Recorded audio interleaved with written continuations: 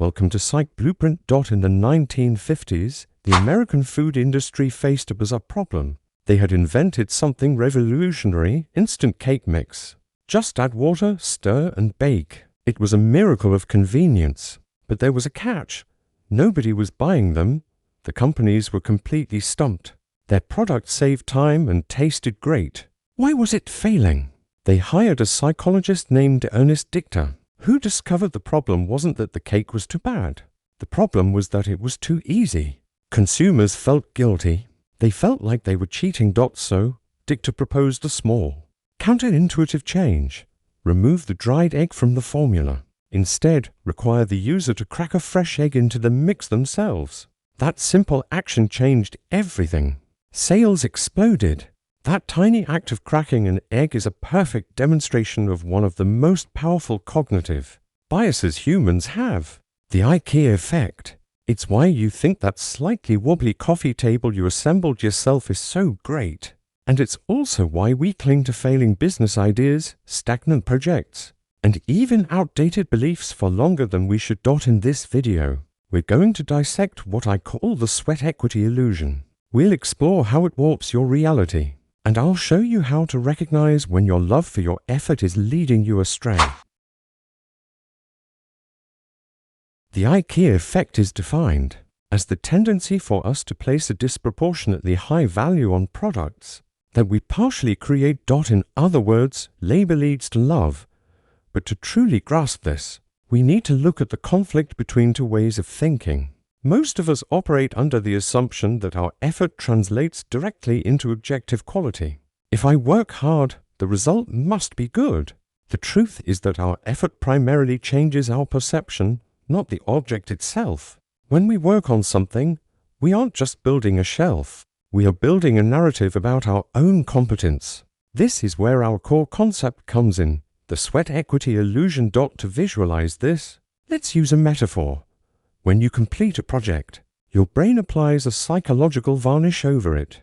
This varnish is beautiful. It highlights the good parts and covers up the flaws. The colors look richer, the design looks smarter.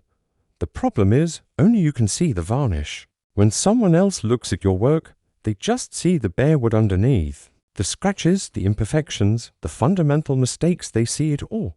This creates a massive valuation gap between how you see your work and how the world sees it. And this gap can be very expensive. To prove this, let's look at the original research by Norton, Early, and Mocken in 2011. They had participants assemble a simple IKEA storage box. Afterwards, they asked the participants to bid on the very box they had just built. They also had another group, non-builders, bid on identical boxes. The results: the builders were willing to pay 63% more for the box. They went even further with an origami experiment. They had people fold origami, usually quite poorly. When asked how much they would pay for their creation, the creators consistently priced them 5 times higher than what outside observers were willing to pay. They genuinely thought their messy work was just as valuable as one folded by an expert. The varnish was working overtime. Why is our brain so susceptible to the sweat equity illusion? There are 3 core psychological mechanisms. 1.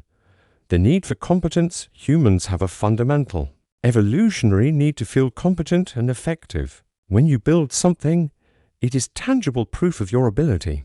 Your brain values this feeling so much that it transfers some of that value onto the object itself. 2. Effort justification. Our brains hate cognitive dissonance. If we work hard at something, the brain wants to believe that the effort was worth it. The logic is, I worked hard on this, therefore it must be valuable. Rather than admit we wasted time, we adjust our perception of its value. 3. Psychological ownership. When we invest our labor, we infuse it with a part of our identity. It becomes mine. This is the endowment effect on steroids. Back to the cake mix story. Cracking an egg activated all 3 mechanisms. It required a small amount of effort, allowed the baker to feel competent, and transformed the cake into a personal creation. That's why it saved the industry. The IKEA effect doesn't always happen. There are crucial conditions.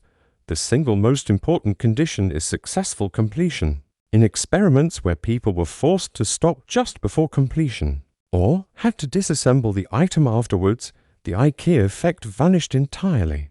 Effort without completion is just frustration. It creates no value.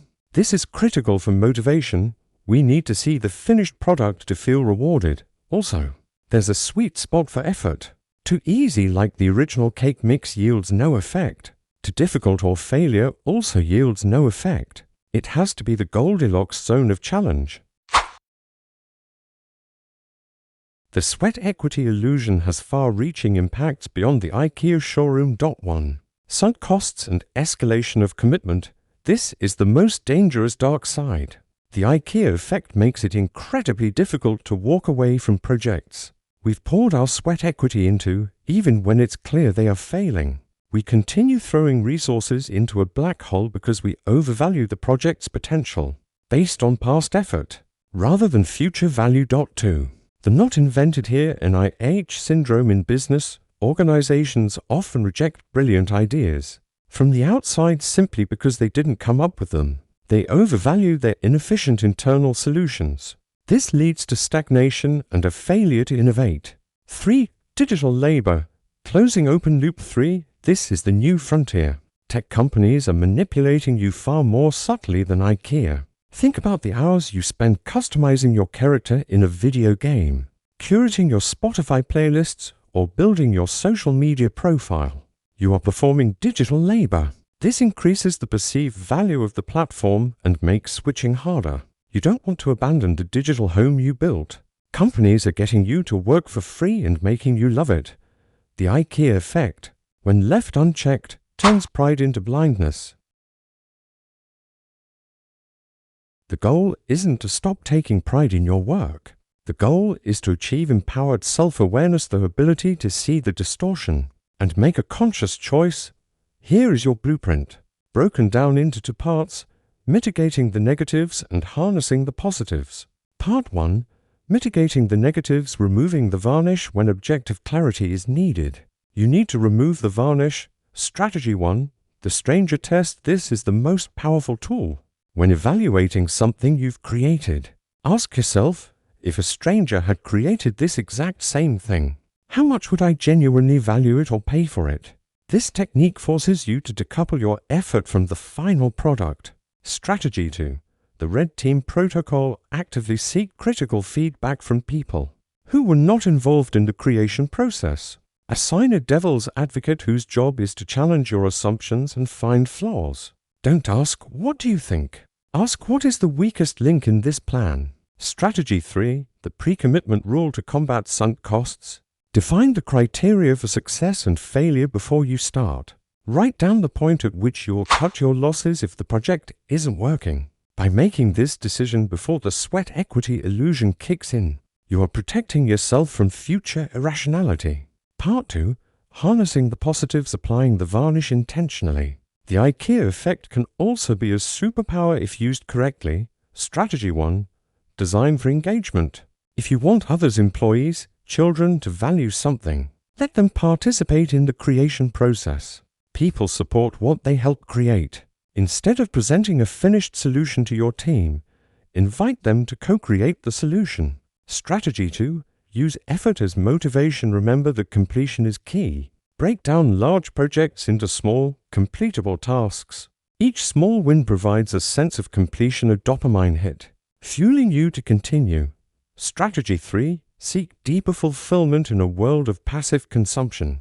Engaging in activities that require real effort, gardening, cooking, learning an instrument, can provide a much deeper level of satisfaction than simply buying things. Use the sweat equity illusion as a pathway to a more meaningful life.